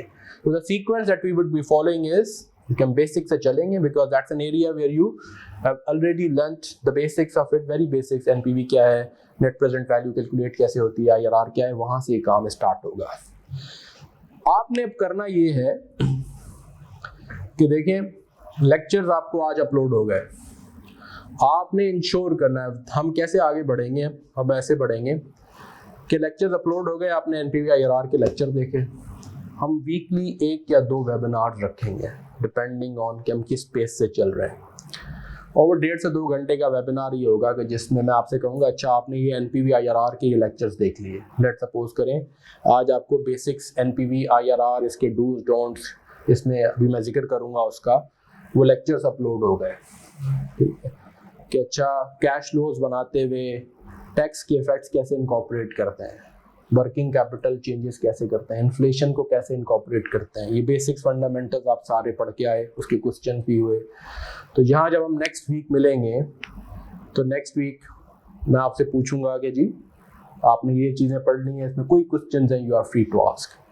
फिर मैं आपको बताऊंगा कि अब नेक्स्ट एरिया आपका ये है, और नेक्स्ट वीक आप एटलीस्ट ये चीज़ें देखें और वो आप पढ़ेंगे, ठीक है। फिर ऐसा ही होगा कि नेक्स्ट वीक हम उनको बताएंगे कि आपने ये चीज़ें पढ़ ली, उस पर कोई Q&A है मुझसे डिस्कस करें, किसी क्वेश्चन में कोई सवाल था, सर ये चीज़ सही समझ नहीं आई, आप व्हाट्सएप पे भी करते जाते हैं, मैं कहता हूँ कि ठीक है, जो क्विक क्यूरी होती है मैं रिस्पॉन्ड करता हूँ, फिर मैं कहता हूँ बाकी हम वेबिनार का ऑब्जेक्टिव ही यही है कि वेबिनार में आइए, मुझसे इंटरेक्शन भी कीजिए और डिस्कशन भी कर लीजिए, मैं आपके जज्बाती कदर करूँगा वहाँ, ठीक है।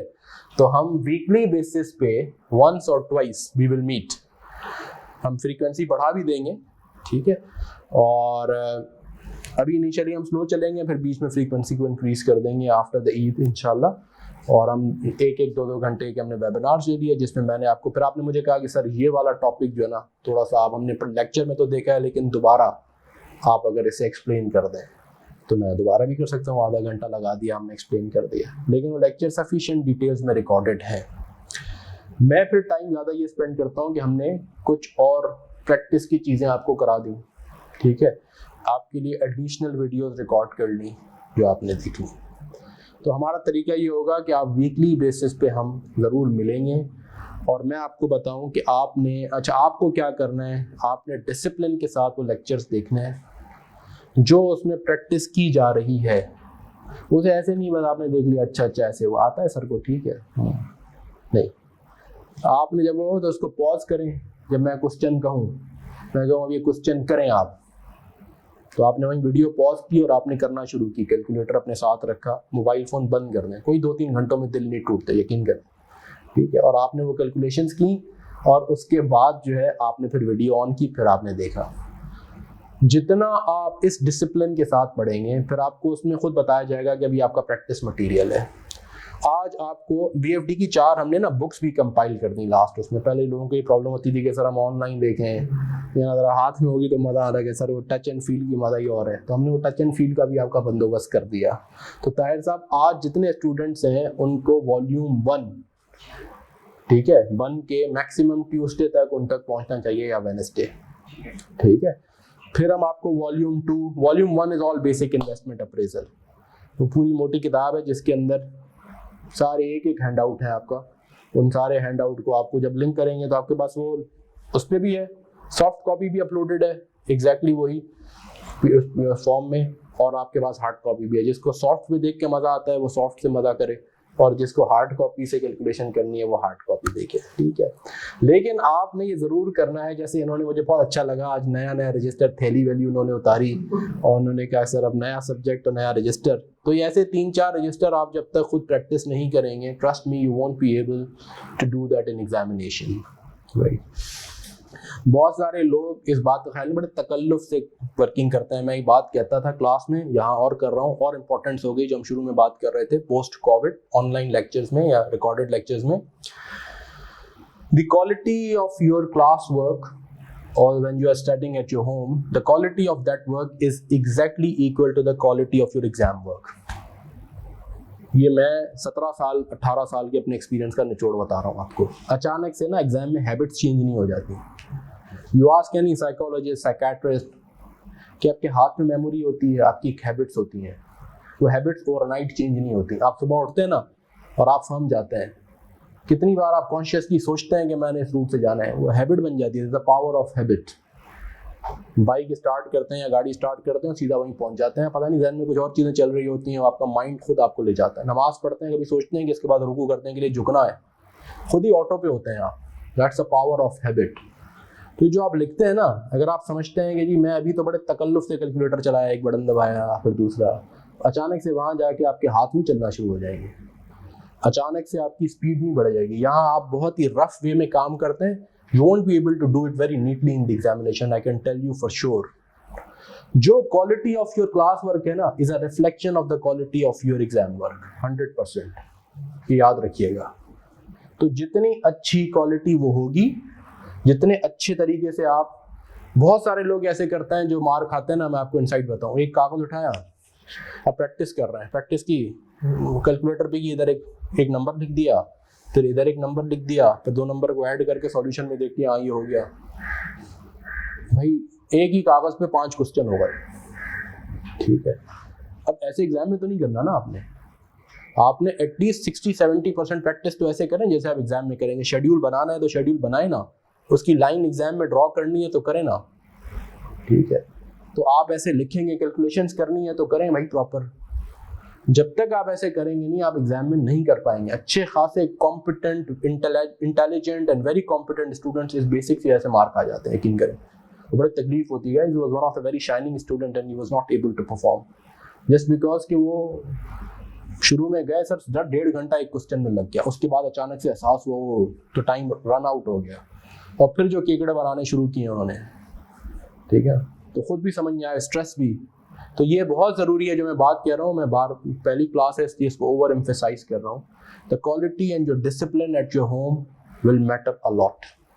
तो आपने ये करना है कि आपने डिसिप्लिन से वीकली लेक्चर सुनने हैं और अगले हफ्ते मुझसे डिस्कशन करनी है। Do not put off till tomorrow what you can do today. The second important thing of successful students, one is that they ensure there quality, जो अभी कर रहे हैं वही है। दूसरा ये, they do not put off till tomorrow, they do everything today. अगर आप इस इंतजार में रहेंगे कि यार अभी तो बस मैं ठीक है चलाता हूँ और जब छुट्टियां होंगी ना तब पढ़ूंगा, तो भाई ये छुट्टियों के इंतजार में तो फिर बम बन जाएगा सब्जेक्ट, है ना। तो आपको अभी से करना है। ये एक और डिसएडवांटेज है इस रिकॉर्डेड लेक्चर्स का। जब लोगों को ये पता होता है ना लेक्चर तो पढ़ा हुआ ना, कभी भी सुन लूंगा, वो कभी नहीं आती। क्लास में आने का ये तो फायदा हो जाता था ना कि लोग आ जाते थे। अब मैं आपको बताऊं, पिछली बैच में तकरीबन 100 स्टूडेंट्स थे ना, 90+ थे सारे। मॉक करते थे तो कितने 10-12 बच्चे आते थे टोटल। अब बताएं यार 100 बच्चे हैं, हम कह रहे हैं भाई मॉक कर रहे हैं, आपकी बेहतरी है।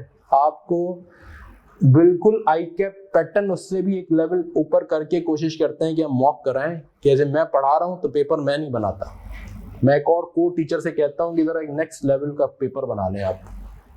और फिर एक स्टूडेंट, मैंने आज तक नहीं देखा कि जिस बच्चे ने हमारा मॉक पास किया हुआ हो वो एग्जाम में फेल हुआ, क्योंकि वो 1-2 नॉच अप होता है जिसने ढंग से किया। बल्कि जिसके ढंग से उसके मार्क्स आते हैं 50% ऐसा हुआ है उसने गोल्ड मेडल लिया है, क्योंकि वो वैसे उससे अब 1-2 नॉच अप होता है पेपर वो, ठीक है। और आपको एग्जैक्टली चेक करके एक लाइन पे आपको आपका फीडबैक दिया जाता है क्वेश्चन के, बेटा आपका ये ब्लाइंड स्पॉट है, बेटा इसको इंप्रूव कर लो, इसको कर लो, इसको कर लो। अब 3 मॉक्स किए ना पिछली बार, 7-8 स्टूडेंट ज़्यादा सीरियस स्टूडेंट ही नहीं थे। सर वो हमने रिवाइज नहीं किया था तो इसलिए नहीं आया। भाई क्यों नहीं रिवाइज किया? जब मैं 1 महीने से कह रहा हूँ कि मॉक होगा, अपने कीमती वक्त में से वक्त निकालें, ये आप ही के हक में है। अच्छा एक मॉक रह गया तो दूसरा कर लो भाई, दूसरा रह गया तो तीसरा कर लो, है ना। तो ये आपका अपना डिसिप्लिन बड़ा इंपॉर्टेंट है। यहाँ तो फिर भी हो जाता था ना, क्लास में 3 घंटे बिठा लिया, 3 क्वेश्चंस करवा दिए तो थोड़ा बहुत हो गया। अब ये वाला लग्जरी नहीं है, तो आपके लिए डिसिप्लिन इसलिए और इम्पोर्टेंट है। तो ये आपके लिए 2 बातें बड़ी ज़रूरी हैं।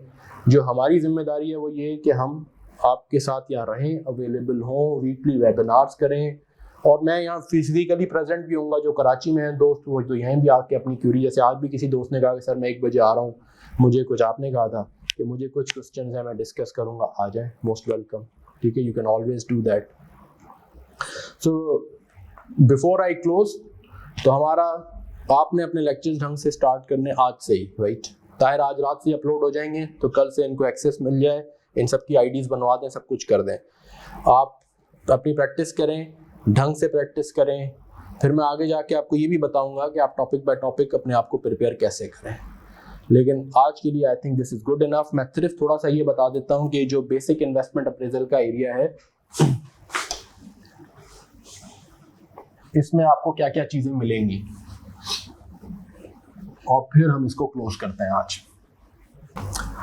ये जो बेसिक इन्वेस्टमेंट अप्रेजल का एरिया है,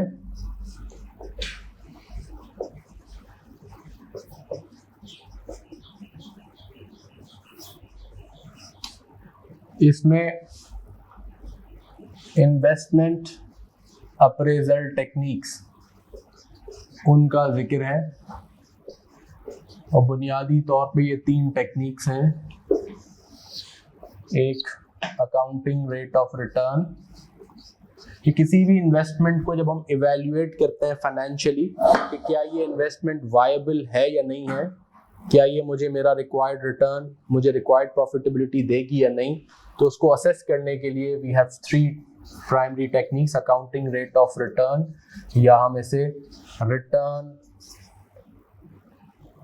on capital employed, ROCE technique भी कहते हैं।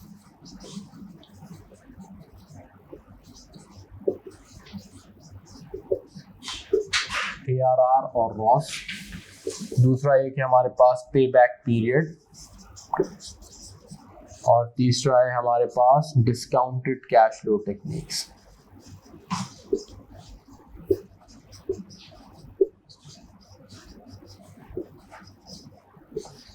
DCF टेक्निक्स, और DCF के 2 कंपोनेंट हैं, एक NPV और एक IRR, net present value and IRR। हमने डिस्कशन लेक्चर्स में एक फंडामेंटल ओवरव्यू देके यहाँ से शुरू की है आपकी, ठीक है ना। डिस्काउंटेड, क्योंकि accounting rate of return is practically, इस पे भी डिस्कशन है बाद में, कि प्राइमरी टेक्निक हमारे पास यही है, ARR अकाउंटिंग रिटर्न। ये टेक्निक अब किताबों में रह गई, प्रैक्टिकली हम इसे इन्वेस्टमेंट अप्रेजल के लिए बहुत ज़्यादा यूज़ नहीं करते। पे बैक पीरियड जो मेथड है, it's not a full fledge method, it's an screening tool only, इसकी भी बाद में डिस्कशन है। तो प्राइमरी जो कि फंडामेंटल टेक्निक्स यही हैं, तो यहाँ से डिस्कशन शुरू की गई है, जो आपने पढ़ी भी है। NPV क्या है, IRR क्या है, और ये आपको पता होगा कि इन दोनों टेक्निक्स के लिए, चाहे वो NPV हो चाहे वो IRR हो, इसमें हमें 2 चीजें चाहिए होती हैं, कैश फ्लोस और एक रिक्वायर्ड रेट, जिसे आप डिस्काउंट रेट भी कहते हैं, राइट, जिससे डिस्काउंटिंग होती है।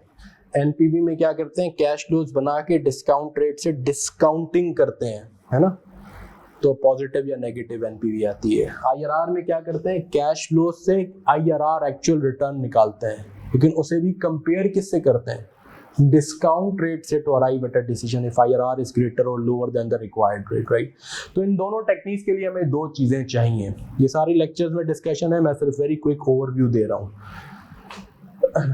ये कंपोनेंट है बेसिक कैश फ्लो डिटर्मिनेशन, अगर हमें आ जाए, और रिक्वायर्ड रेट, डिस्काउंट रेट, जैसे मैं कह रहा था कि हमें डिटरमिन करना आ जाए, ये है इस टेक्निक का खुलासा। ये एडवांस इन्वेस्टमेंट अप्रेजल का एरिया है।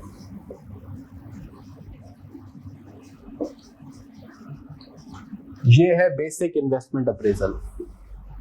तो इसने बेसिकली आपको कैश फ्लो डिटर्मिनेशन ये फंडामेंटल्स बताए गए हैं बेसिक लेक्चर्स में, और फिर एनपीवी के क्वेश्चंस कराए गए हैं। कैश फ्लो जब आप बनाएंगे प्रोजेक्ट स्पेसिफिक कैश फ्लोज, इसमें रेलेवेंट इररेलेवेंट कैश फ्लोज कैसे आइडेंटिफाई होंगे, टैक्स के इम्पैक्ट्स कैसे अकाउंट फॉर करेंगे, वर्किंग कैपिटल चेंजेस कैसे करेंगे, इन्फ्लेशन कैसे करेंगे, the dos and don'ts of cash flows.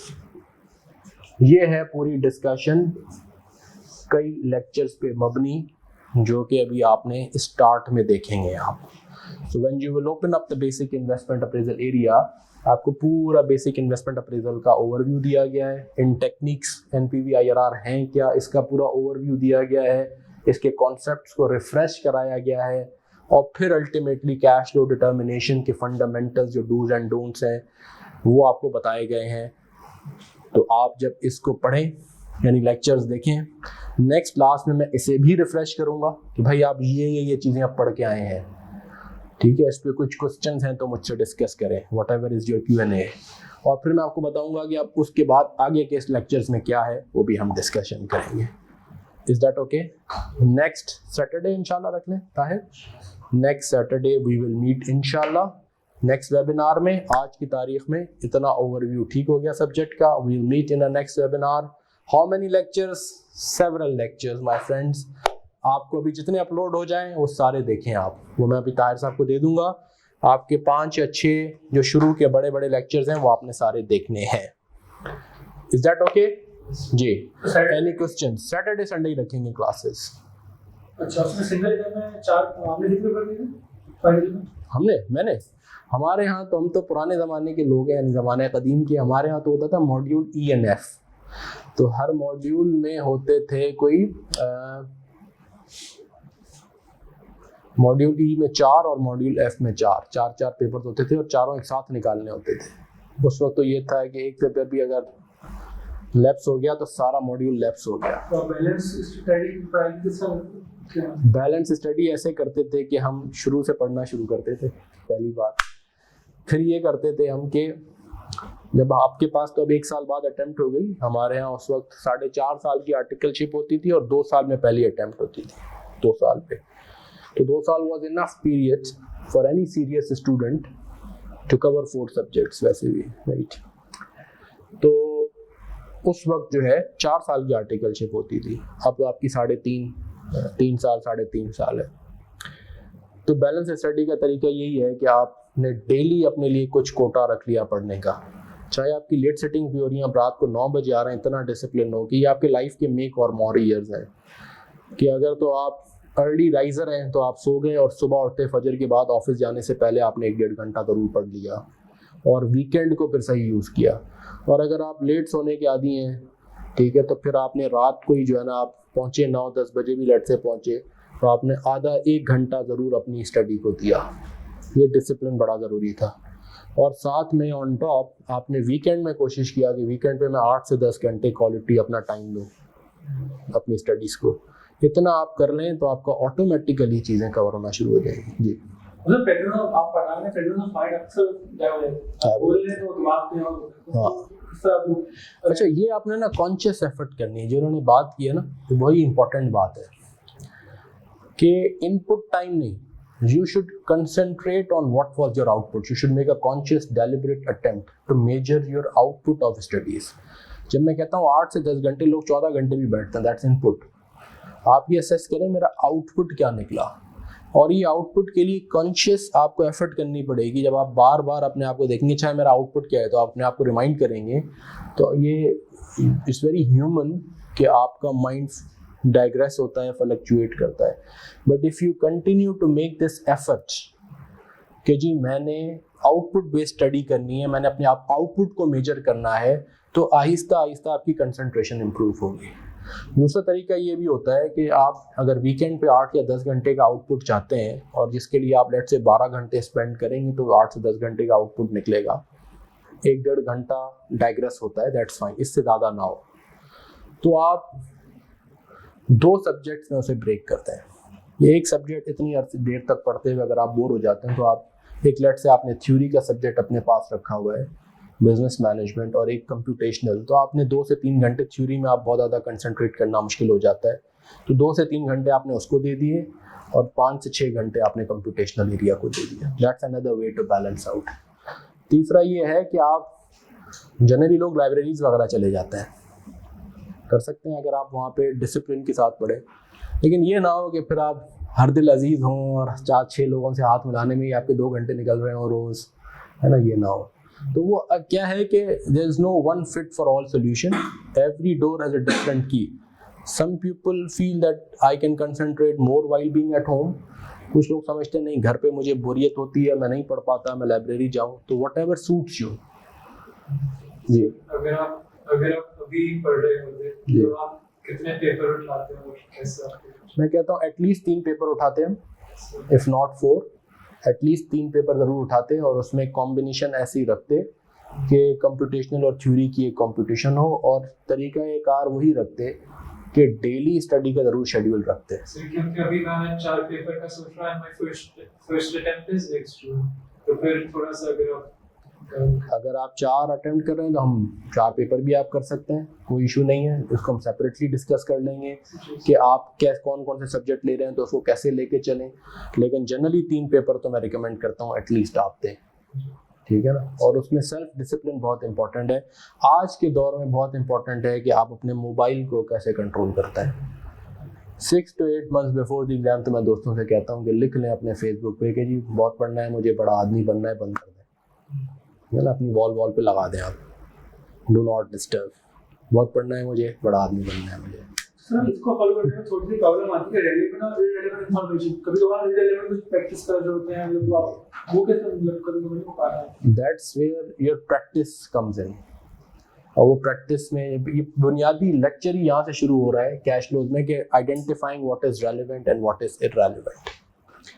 That will come with practice. कुछ चीज़ें कॉन्सेप्चुअली क्लियर होती हैं, कुछ चीज़ें विथ प्रैक्टिस आपके पास आएंगी. तो मैं कहता हूँ, जैसे मैंने अभी शुरू में नहीं बात की थी, लॉट ऑफ पीपल से कि सर मेरा कॉन्सेप्ट बहुत अच्छे हैं, but that's 50% of the job. 50% is that you practice adequately as well.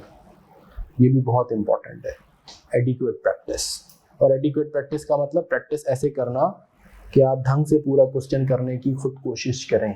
ऐसा ना हो कि आपने आधा पढ़ा, आधा किया, आधा देख लिया. नो, आप पूरा खुद से करें. जब आप अटकेंगे that's fine, that's where the learning comes in, कि वहाँ मिस्टेक करें, then go back and figure out why did you make a mistake. जैसे आपने बात की सवाल में तो ऐसे सॉल्व कर रहे हैं, तो जो स्मार्ट और हार्ड वर्क का फर्क बच्चों वाला सवाल है, उस पे भी हम बैठ के अगर टाइम दे रहे हैं, ठीक है, तो स्मार्ट और हार्ड. हाँ, फिर मैंने कहा कि 30% तो आप ऐसा कर सकते हैं. 30% ही होंगे ना ऐसे क्वेश्चन, 60 to 70 ऐसे होने चाहिए आपके. देखिए, you should not be quantity focused, you should B quality focused. आपने एक टॉपिक किया, अब इसमें थोड़ा और मैं डिटेल में जाता हूँ. लेट्स से आपने वैक का टॉपिक किया. अब वैक के हमने प्रैक्टिस मटेरियल आपको कराया, उसमें कुछ पास पेपर से क्वेश्चन भी हैं, कुछ इंग्लिश इंस्टीट्यूट के, कुछ ICMA के, कुछ अपनी आपकी स्टडी किट के, सीमा के. अब आपने वो कर लिए, उसके बाद आप पास. अब आपका बेंचमार्क क्या है? आप पिछले लेट्स से मैं कहता हूँ एटलीस्ट आप 8 ईयर्स या 16 अटेम्प्ट्स करेंगे, आइडियली 10 ईयर्स 20 अटेम्प्ट्स. ये आपका pool of examination pass paper है. उसमें से आपने वैक के क्वेश्चन उठाए, 80% ऑफ द क्वेश्चंस आपसे 80% ठीक होने चाहिए. That's your benchmark for first attempter जिसके पास और भी सब्जेक्ट्स हैं. जिसका एक ही सब्जेक्ट है उसको तो मैं कहता हूँ PhD कर लो, ठीक है ना, तुम्हारे पास है ही एक सब्जेक्ट. लेकिन जिसने और बैलेंस स्टडी करनी है तो 80% ऑफ योर पास पेपर्स अगर आपसे 80% हो गए, दैट 64%, राइट. यानी कोई कॉन्सेप्चुअल ब्लंडर नहीं होगा. तो बस आपका वो टॉपिक कंप्लीट हो गया. स्मार्ट वर्क ये है. अब आप उसके अंदर होता क्या है कि मजा आ रहा है, और करे जा रहे हैं. No, you move on to the next topic. When you have time, then you may come back, but right now that topic is sufficiently prepared. So 80% of the past papers, 80% आपसे हो गए. 80% इसलिए मैं कह रहा हूँ, कुछ क्वेश्चन उसमें ऐसे होंगे क्योंकि हाई बहुत थ्रेशोल्ड के होंगे, ठीक है, दैट्स फाइन. उनमें से वो अगर आपसे नहीं है, लेकिन जनरली अगर आपसे क्वेश्चन हो रहे हैं और उसमें कोई ब्लंडर नहीं हो रहा, छोटी मोटी कंप्यूटेशनल मिस्टेक्स को भी ठीक छोड़ सकता है आप. भाई मैंने क्वेश्चन उठाया, मुझे क्वेश्चन समझ में आ गया और मैं 80% ठीक सॉल्व कर गया. हाँ, एक आध चीज़ मुझसे मिस हो गई, बट दैट्स फाइन. तो आपका वो टॉपिक प्रिपेयर होगा, फिर आप नेक्स्ट CAPM के टॉपिक पे चले गए, फिर आप इस टॉपिक पे चले गए. That's how you have, that's smart study. Smart ये नहीं है कि मैं 500 क्वेश्चन कर लूँ एक काबे. आप भले 200-250 करें, लेकिन ढंग से करें. ये that's your objective. Any other thing? Yes, my friend. आपके जो लेक्चर्स है रिकॉर्डेड अपलोडेड है और वीकली बेसिस पे आप उसको एक अपलोड कर रहे हैं, तो अब जैसे सर सिलेबस कम हो गया है तो एग्जामिनर का टेस्टिंग लेवल भी आई थिंक इंक्रीज हो गया। लास्ट पेपर के अंदर बहुत से ऐसे रिव्यूज आए कि एग्जामिनर कुछ चेंज कर रहा है पैटर्न, कुछ अलग तरीके से चीजें पूछ रहा है। नहीं, बेसिकली सिलेबस रिस्टोर हो गया, आप यूँ कह लें। टेस्टिंग लेवल नहीं बढ़ा। टेस्टिंग लेवल पहले भी प्रोफेशंसी लेवल 3 था BFD, और आज भी लेवल 3 है। Level 3 is the highest level, ठीक है। अब उसमें ये है कि वो इन टॉपिक्स पे ही मैं कह रहा हूँ ना, ये बताते खुद ही तो मैंने आपको हेडलाइंस दी ना, basic investment appraisal, advance investment appraisal, इस फॉरेक्स है, तो इसके अंदर बड़े सब टॉपिक्स हैं बहुत सारे, ठीक है। तो उसके पास एग्जामिनेबल पूल जो बहुत बहुत बढ़ गया था टॉपिक्स का, वो रैशनलाइज हो गया है। लेवल जब भी वो पहले भी पूछता था उस लेवल पे था, अभी भी उस लेवल पे पूछेगा आपसे, वो लेवल 3 है, ठीक है। तो हमारे मैनेजर की बात बोलते हैं मतलब जी शायद गलत हो, तो नलका होता है 2-4 करने से एक एग्जामिनर नहीं, एक में 5 बच्चों को करता है और 3 में रगड़ा देता है, कुछ नहीं, ऐसा कोई चीज़ नहीं है। I can tell you, I can assure you 100%, no such thing. इतनी क्वांटिटी पास करनी है नहीं, बच्चों को, कोई ऐसा नहीं, कुछ नहीं। No such thing at all. उस दिन से थोड़ा सा एजुकेशन में गैप आया है, क्या रिवाइज करना होगा या यहीं से आप स्टार्ट कर लें। हमने इसको डिज़ाइन ही ऐसे किया हुआ है कि आपके कैफ लेवल से ही लेके चलें। आपको कंपाउंड इंटरेस्ट के फॉर्मूले की और एन्युटी फॉर्मूले की बेसिक्स भी बताई गई है। मतलब रेफर तो नहीं करेंगे तुमने ये पढ़ा, वो नॉलेज ब्रशअप हो जाएगी ज़रूर। कहीं ऐसा महसूस हो कि मुझे बिल्कुल भी याद नहीं आ रहा, तो आप जा सकते हैं, बट जनरली आपको ज़रूरत नहीं पड़ेगी, that I can tell you. मैंने बजटिंग नहीं किया, तो कोई इशू नहीं है, लेकिन यहाँ पे ऐसा नहीं करना, ठीक है। यहाँ पे सेलेक्टिव स्टडी नहीं करनी। सर ने आई मीन सिलेबस से बाहर हो गया था जब मैंने कॉस्टिंग किया था। सही है। तो with this we conclude today's session and inshallah we'll continue to meet now. अब तो हमारा साथ रहेगा आपसे चलो सैटरडे मुलाकात है, सैटरडे संडे मुलाकात बिल्कुल आपसे होगी फिजिकली 100%। जी, thank you so much, thank you.